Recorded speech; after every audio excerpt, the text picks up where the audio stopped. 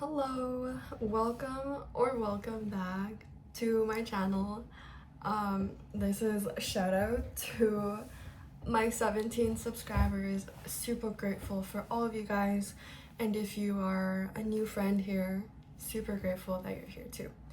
So first and foremost, before we even get anything started, I highly recommend you get a paper, a pencil, because you need to be taking some notes here, okay? Because one thing that I find that I think all of us do when we create or consume content online is that we get so sucked into just, oh, like what's the next thing that can stimulate my brain and what will get my brain to keep thinking and feeling productive without actually reusing and really marinating in the knowledge that you've already learned. So this is not for right now, but take that pencil and paper and use it for every other video you watch after this. I want you to stop the video at the end. Well, it'll be stopped anyways, but write down one thing, at least one thing from the video that you learned. And this actually ties into what I'm talking about today. So, if you are someone who is very ambitious, you want to do a lot of things, and you're thinking, how can I do this in a way that's more efficient? How can I do this in a way that's smarter? And how can I improve my capacity in doing this, my efficiency in doing this, right? So let me introduce you to gray matter and white matter. I was first introduced to this sort of talk or this concept in biology, in my grade 12 biology class. And I just want to say, I didn't really think anything of it, right? What I did know was that gray matter, I don't know what gray matter was, but I knew that white matter was, so basically, okay, let me start from the very beginning. Every person your brain cells are neurons. Neurons are the cells that make up your brain and basically help you function and decide how you think. So, I know you might be wondering, like, oh, what the heck? What is gray matter and white matter? So they're both, these are some notes that I want to talk about in today's video, but let me draw you a little diagram. So this is your cell body, and then this is your axon, and then it goes into like branches and connects to the next neuron. This is your neuron. There are multiple different neurons. This is the diagram that I'm going to be using for today's purpose. So white matter, what I learned, and this was the only thing that I knew reading into, I read this in Atomic Habits. They reference gray matter and they're like, oh, you're smarter if you have more gray matter. And I was like, wait a second. I know that white matter is the myelin sheath, which is basically an insulator. It's an insulator. This is the transmission cord that goes from the cell body. Whatever happens in here transfers all the way to the end before it gets sent to the next neuron, brain cell. Myelin sheaths are these insulators that go across because the way that transmissions work in the neuron, it goes from this point, it jumps to this crevice, then jumps to this crevice, all the way till it gets to the end, and then it goes out. I'm not going to use technical terms here because this isn't biology class, but if you are in biology, notes of Ranvier. I remember that. I am not in biology anymore, by the way. But see, what I was thinking of when I saw gray matter being introduced was, doesn't white matter make you smarter? Because white matter talks to the speed at which you process things, or the speed at which things get transmitted from one neuron to another. But what about the actual cell body? Like this big spiky thing here. That is what I learned was gray matter. I did a little digging online. So I should probably also, I want to preface this. This is purely my own recommendations based off of what I learned.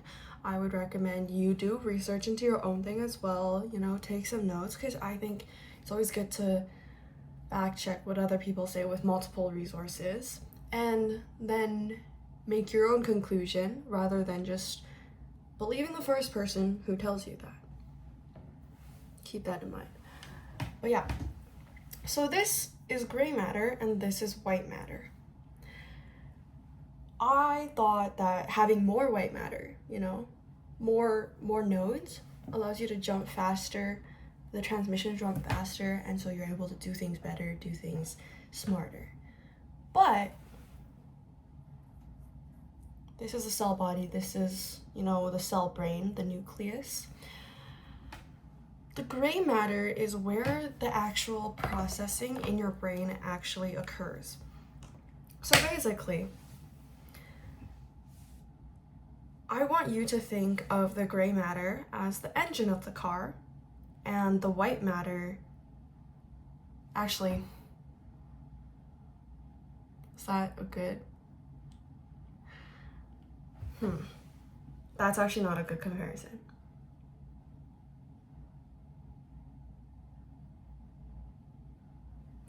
I'm trying to think of an analogy here with cars, but I don't know if this will work.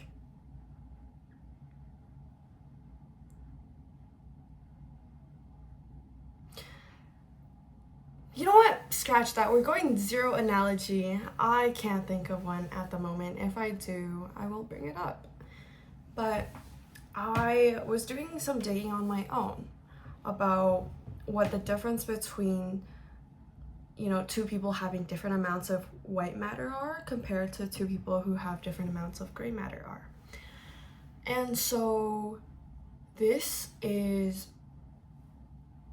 where I learned that we're going to set the scene. Person A, person B. They both have the exact same amount of gray matter, right? They think about this, they can think and process things at the same level, capacity, but one person just does it faster. And who's the faster one? The one with more white matter. Let's say person A has more white matter, right? But they both have the same amount of gray matter.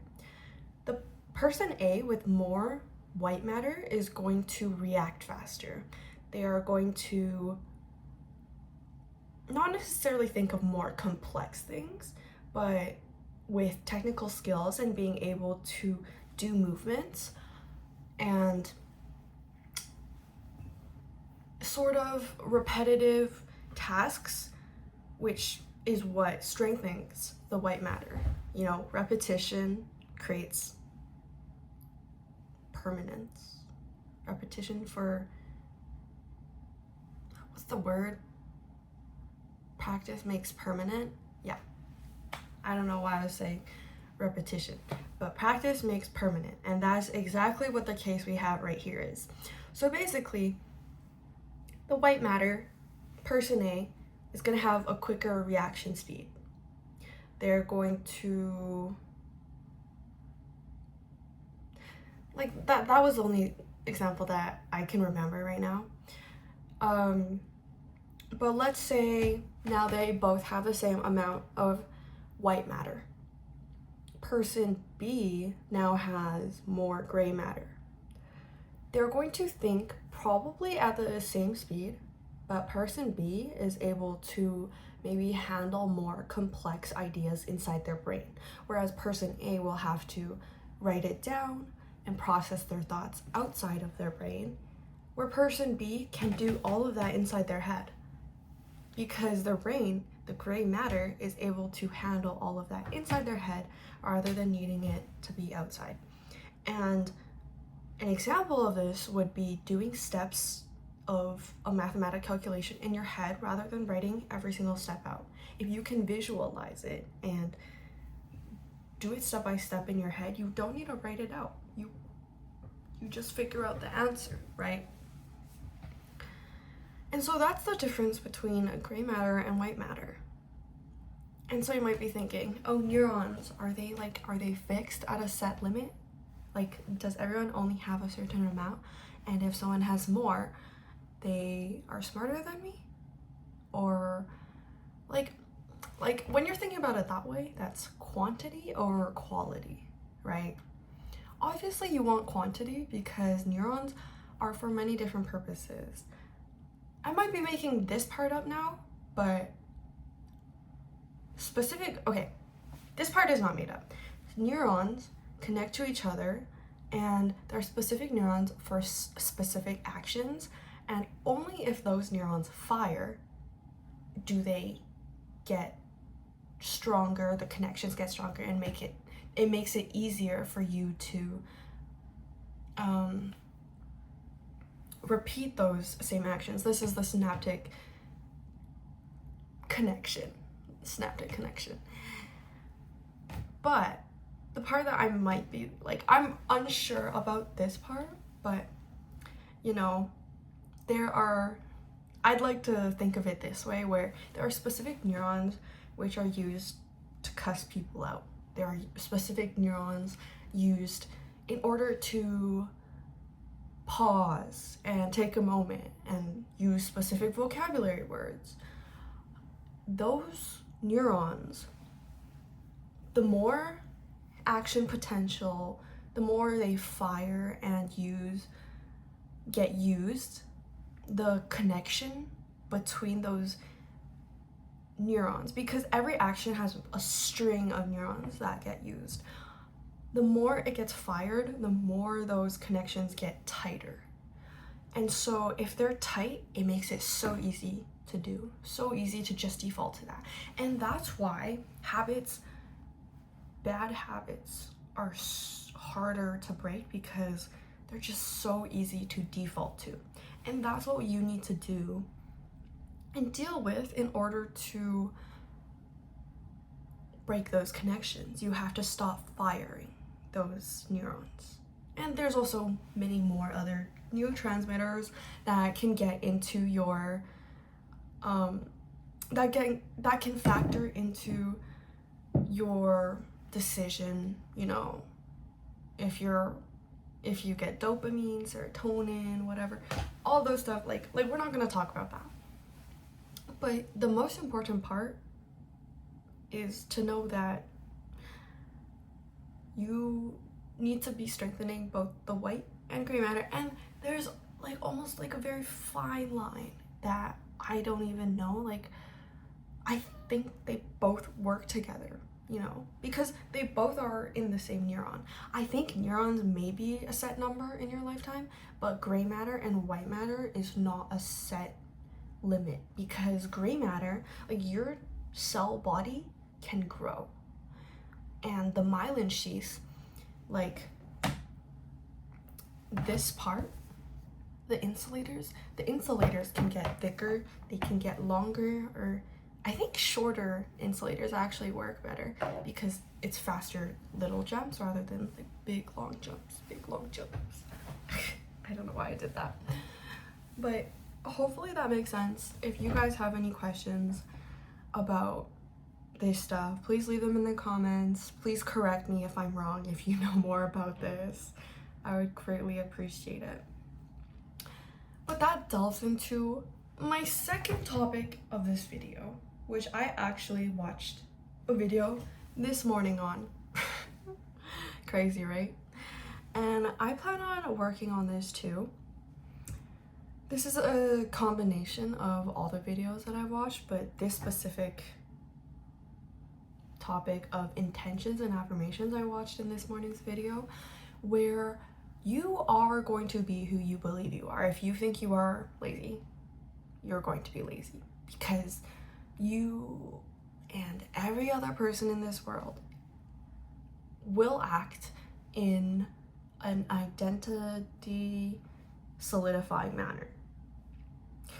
The kid who's always been told, you're such a good kid, you're such a good girl, good boy, they are going to do everything in their power to stay within that identity. Whereas someone who's always known for causing trouble, people are like, oh, he's the troublemaker, he's always making trouble. He feels, oh, sorry guys, this might be my misogyny coming out. I defaulted to assuming the gender of the troublemaker was a guy.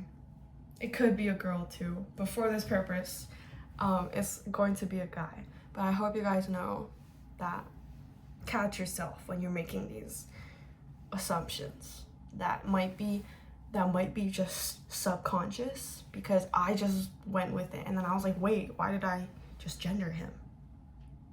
You know? But to continue with the story, guys, I'm not sexist. I'm not sexist.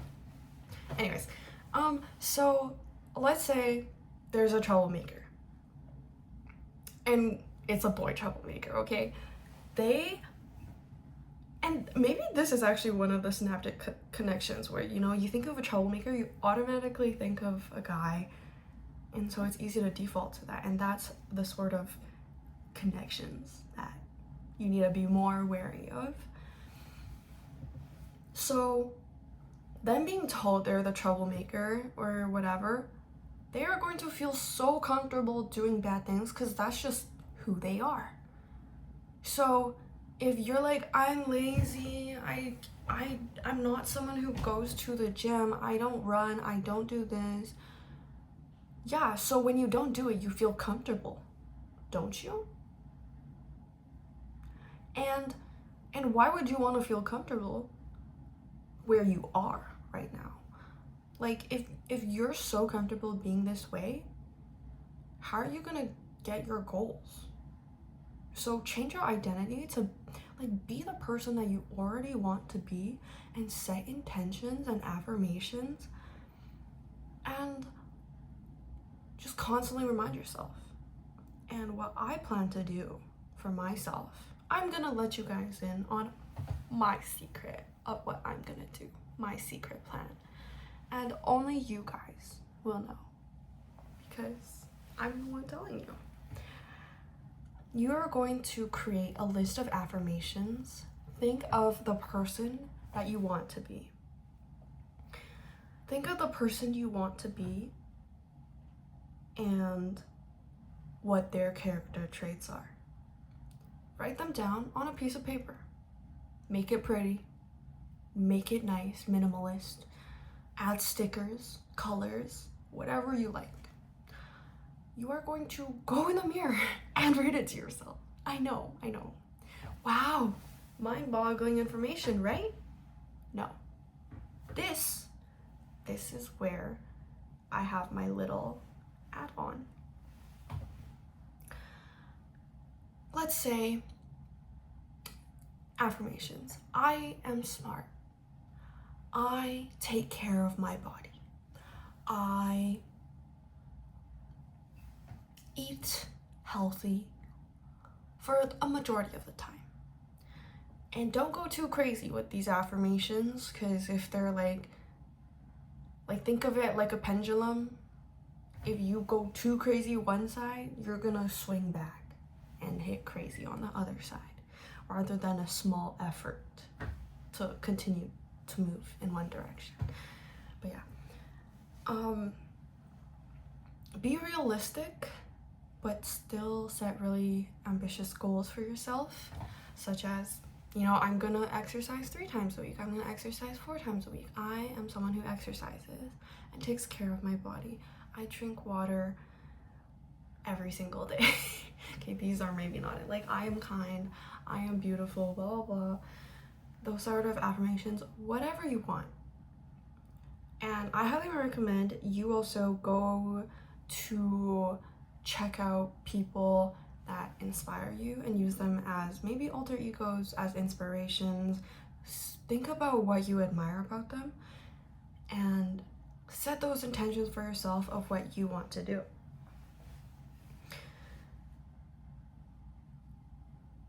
And you're gonna say that to yourself every single day in the morning, right? And then you wake up one morning, you're tired. I'm tired, I don't want to get up. I feel like shit. You know, my period started. I'm so sore from my workout the day before. I didn't get a good night's sleep. Someone accidentally did this and now I'm pissed and now I'm in a bad mood. I'm angry. I'm sad. I feel like shit. Because I wake up most mornings feeling like that. And I want to be completely realistic with you guys. That is exactly what you need to plan for. You need a plan for the times that you're feeling down so that you're able to continue doing these even when you're feeling down. You know? I tried doing affirmations before where, you know, I'm like, oh my god, like, you know, I'm pretty, I'm smart, I'm kind, blah, blah. And I look at myself in the mirror, I'm like, I don't feel like any of those things. I feel ugly. I feel stupid. I feel mean. And I feel like I'm not a good person. And so, think of this as a clause to add to your affirmations. This is a contract to yourself, you know. But these are terms that only get brought up when you're feeling like shit, because if you do it every day, it kind of start numbing it out. You need to tell it to yourself very intentionally. Your brain will reject everything. Your brain will be emotional and irrational when you're feeling down. Your amygdala, your emotion part of the brain, is going to take over your brain. It's gonna send everything, be like panic, oh my god, like I'm this, I'm not this, I'm not this, and I'm horrible. And you are just going to write a letter to yourself for when you're feeling down. Say, for your affirmations as well. Even when I'm feeling shit or having a bad day, I can have a bad day and still be all of this. You can write some variation of whatever I'm saying. Like, even when I'm not feeling pretty, I won't let that be a way of letting me negatively influence the way that I think about myself. Because again, we are not strengthening those connections if you continue to tell yourself that without thinking about, like, why am I thinking this way? You're just gonna default to thinking that way. And also, I just want to say, a few creators come to mind as people I look up to, and I'll share them with you guys.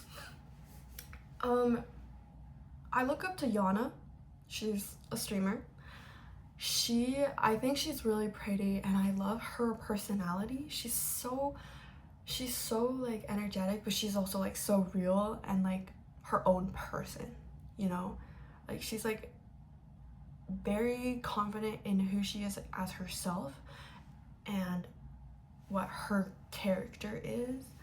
Or it doesn't even have to be that like the people that you believe to be this way even think that about themselves, because if you can like see it, like it's a vibe thing, you know?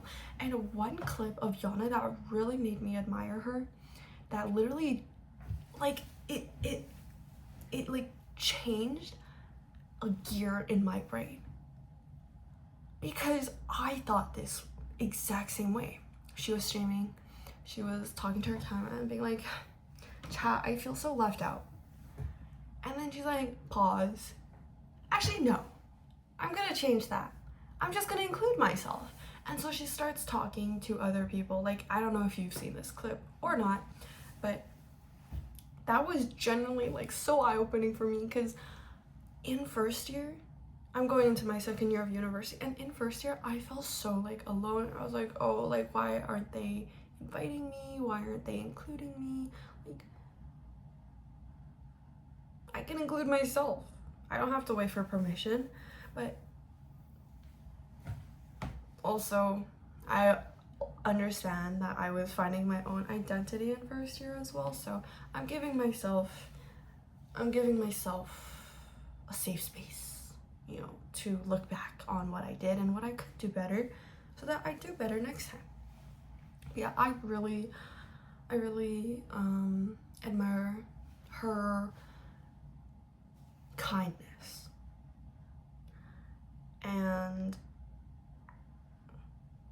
yeah, some other people, there's Michaela Aloka. I mentioned her, I think, in the first long form video that I mentioned. But I admire the way she talks about things and the way that she communicates herself and presents herself. And I hope that I can learn more from her, not only in her speech, but also through her habits, her structure, her systems that she talks about, you know, referencing Atomic Habits, and I'm currently reading through that right now. And I look up to her. Her place is always tidy, like she always looks so like put together. So she's also one of my inspirations, and also financially too, because God knows that I need to budget more. But one of the last people that I will say, the influencers that actually, you know, I'm gonna give two. They're like sort of in the same atmosphere, field area, I would say. Helene Zhao and Millie Liao. They're both Ivy League content creators who are very involved with their school, involved in activities, and also involved in academics, and especially with Helene. I really admire her academic attitude, and Millie, I love her sense of fashion and her, like, she just seems like such a fun person to be around. And as much as I admire that about her, I know that that sort of personality, unfortunately, is not one that I have, because I just don't,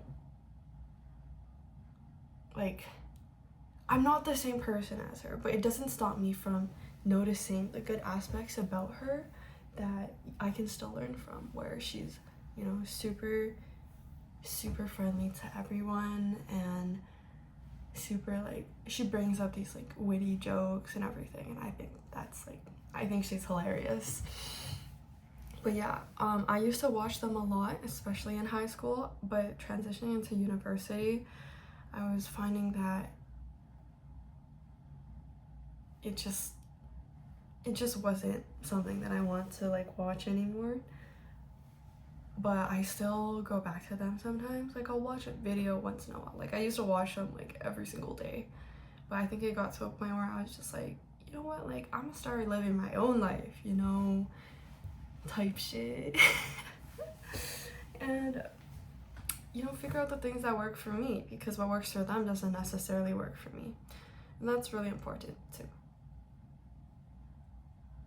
And like, whatever you learn it and work on it one at a time. But yeah, plan for when you feel down.